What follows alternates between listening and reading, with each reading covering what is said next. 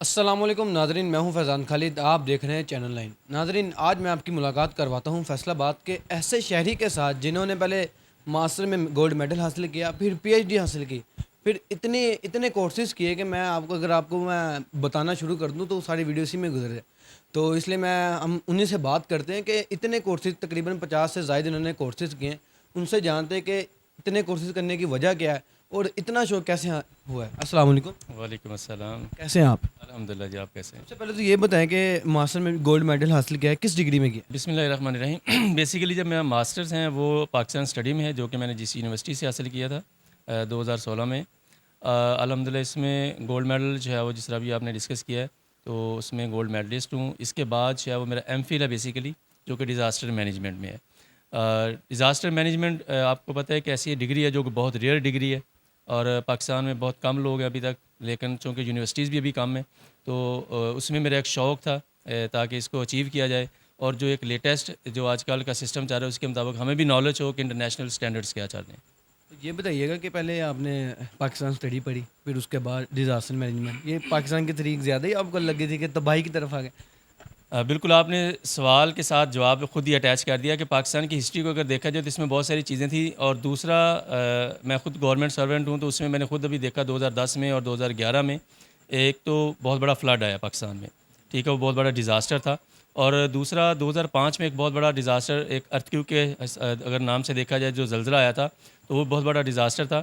तो disaster management के हवाले से यहाँ पे मैंने देखा कि बहुत सारी यूनिवर्सिटीज़ हैं जहाँ पे ये डिग्री नहीं हो रही।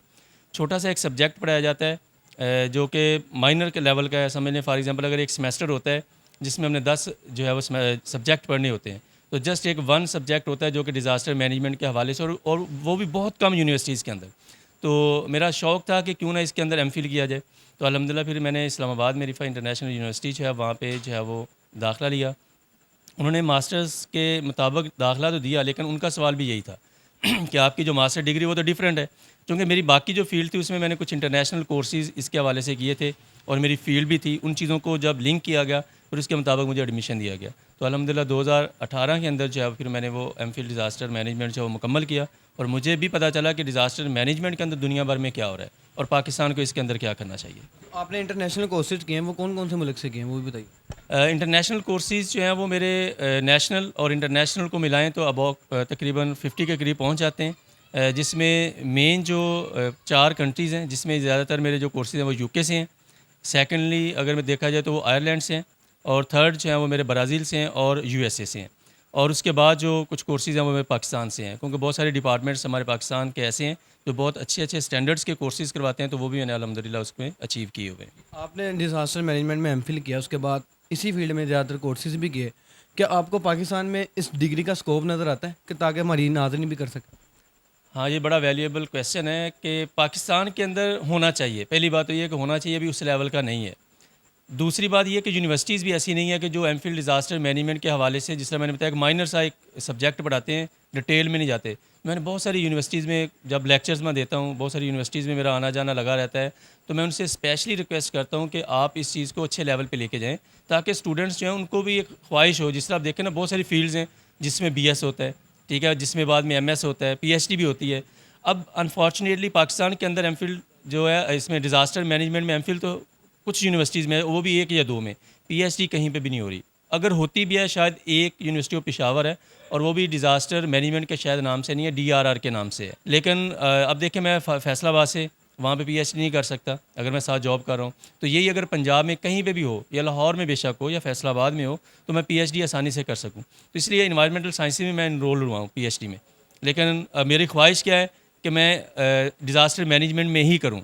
अब उसमें इनरोल होकर मैं स्टॉप कर चुका हूँ। क्यों? क्योंकि मैं कहता हूँ कि अगर मैं इस फील्ड से दोबारा इन्वायरमेंटल साइंसेज़ की तरफ जाऊँगा तो फिर एक डिफरेंट डोमेन हो जाएगी। तो मैं वेट कर रहा हूँ कि शायद पाकिस्तान में या पंजाब में किसी भी जगह पे कोई ऐसी यूनिवर्सिटी हो जो कि इसमें एमफिल करवाए, पीएचडी करवाए। जहाँ से मैंने एमफिल किया था वो भी अब वहाँ पे ख़त्म हो चुका है या बंद हो चुका है, वो फैकल्टी ख़त्म हो चुकी है।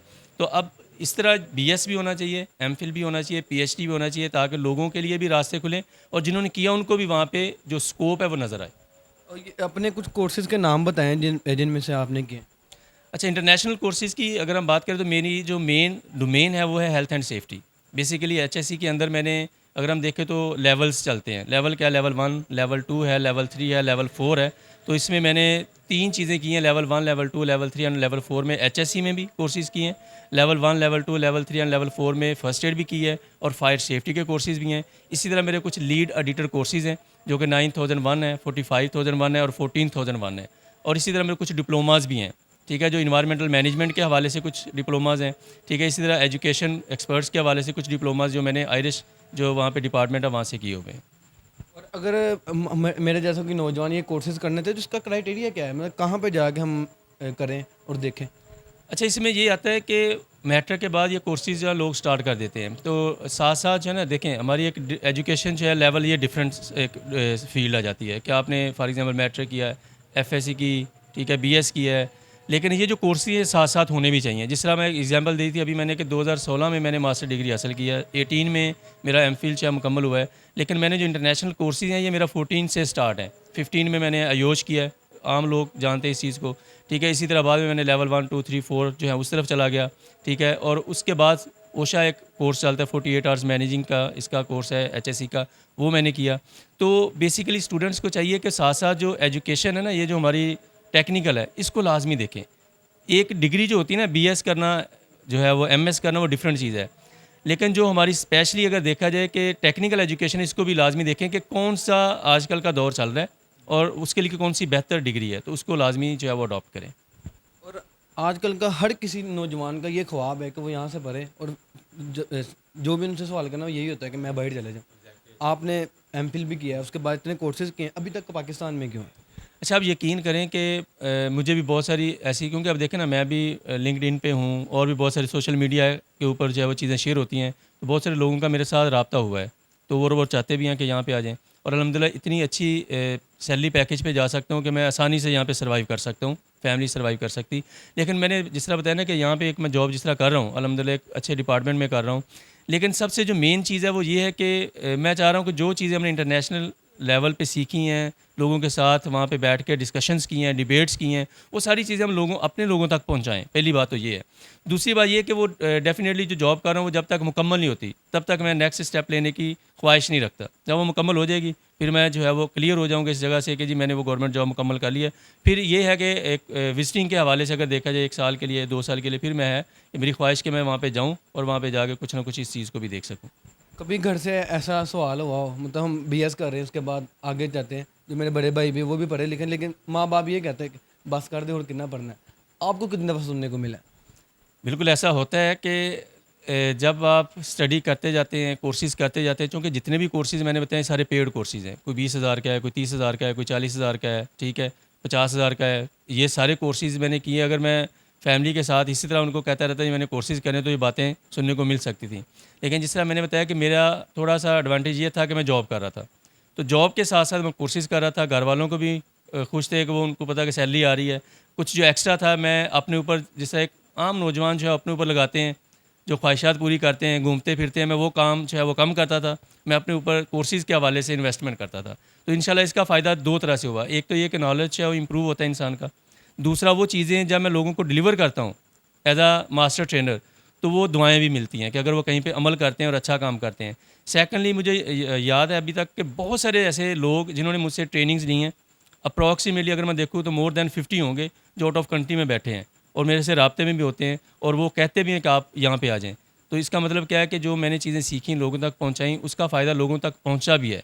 और बिल्कुल आपकी बात सही है कि अगर जस्ट जॉब के अलावा मैं स्टडी करता रहता तो बातें सुनने को मिल सकती थी, लेकिन साथ फ़ायदा था जॉब का, उस वजह से मैंने ये चीज़ें की हैं, तो मुझे फीलिंग्स नहीं हुई इस चीज़ की।